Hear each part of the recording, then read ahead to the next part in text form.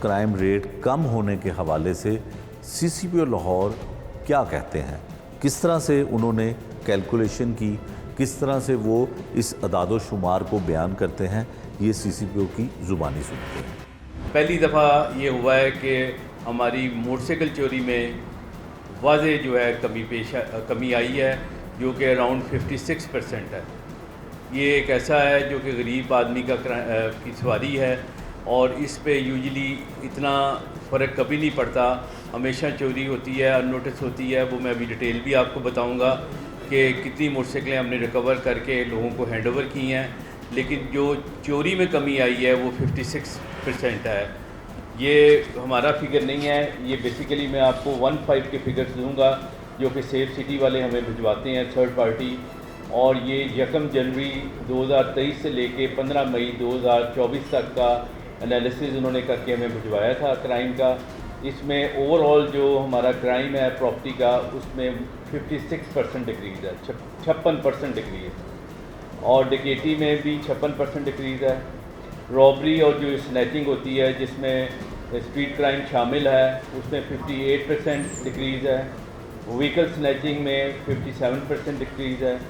Vehicle चोरी में 51% decrease है और नकबजनी में 64% डिक्रीज़ है। ये पूरा मेरे पास मौजूद है, इनका ग्राफ बना हुआ हर क्राइम का कि ये जनवरी से लेके और मई तक किस तरह डिक्रीज़ हुआ।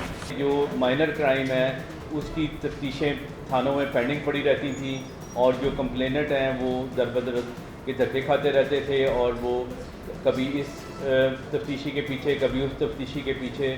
तो लिहाजा हमने एक्सरसाइज शुरू की 2018 से, सारे केसेस निकलवाए, उनको रिकॉर्ड पे लेके आए और हमने तकरीबन इस पूरे साल में 2,54,000 केसेस यकसू किए जिनमें नामजद मुल्ज़मान थे। इसी तरह टोटल ज़ेर तफ्तीश जिसमें नामलूम मिला के 4,67,000 केसेस हमने सेंड टू कोर्ट किए हैं। और जो मुल्ज़म गिरफ़्तार हुए जो कि मुख्तलिफ FIR में नॉमिनेटेड थे वो 1,70,000 हैं और जो ऐसे मुल्ज़मान जो कि नामालूम होते हैं रॉबरी डकैती में, वो तकरीबन 6,62,000 मुल्ज़मान गिरफ़्तार किए, आइडेंटिफाई किए और उनको जेल भिजवाया गया। हमारे 10 डकैती मर्डर हुए हैं इस साल में 5 महीनों में, जिसमें से 8 मुकदमे हम वर्कआउट करके चलान कर चुके हैं।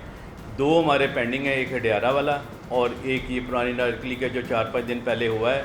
इस पे काम जारी है, आज भी मैं मीटिंग करके आया हूँ। इसमें वो बंदे हम आइडेंटिफाई कर रहे हैं। जो वायलेंट क्राइम होता है, ये लक की बात है कि हर क्राइम में वो वेपन इस्तेमाल करता है जो भी रॉबरी का होता है। तो ये लक है कि वो फायर लग जाए या किसी क्रिटिकल पार्ट पे लग जाए तो वो ज़्यादा नुकसान कर देता है।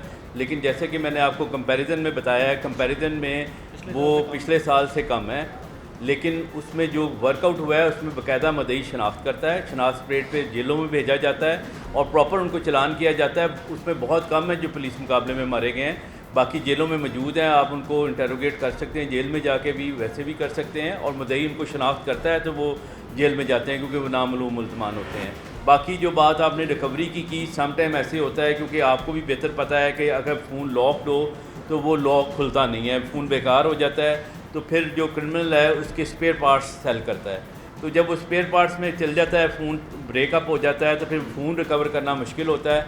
उससे जो फिर पैसे रिकवर होते हैं वही मदई को हैंडओवर। ये जो क्राइम इतना नीचे आया है, जो कि मैंने आपको विद एविडेंस बताया है, ये इस चीज़ की शहादत देता है कि डेफिनेटली क्रिमिनल्स कम है तो क्राइम नीचे आया है ना, वरना क्राइम ऑटोमेटिकली नीचे नहीं आ सकता। और ये रजिस्ट्रेशन ऑफ FIR नहीं है, ये 15 की कॉल्स हैं जिन पे ना आपका कंट्रोल है, ना मेरा कंट्रोल है, ना सेफ सिटी का कंट्रोल है। तो लिहाजा उसके कम होने की शहादत ही ये है कि क्राइम नीचे जेन्युइनली आया है। और वो एक ही तरीका है, वो जो कहते हैं ना, detection is the best prevention. तो डिटेक्शन हुई है तो प्रिवेंशन हुई है।